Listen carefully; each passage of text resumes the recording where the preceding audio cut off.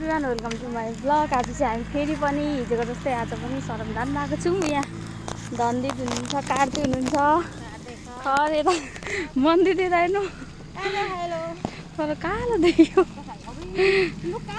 खाजा र पानी बाँड्दै हुनुहुन्छ देवी दिदी र हाम्रो पवित्रामा।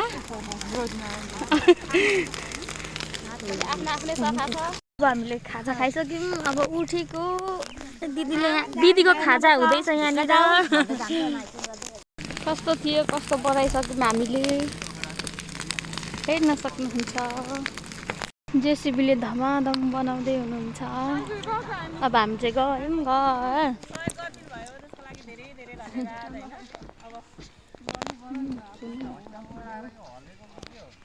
हाम्रो सानो नानी पिङ खेल्ने अरे यहाँनिर। पिङ खेल्ने अरे सरम गरेर गलेर।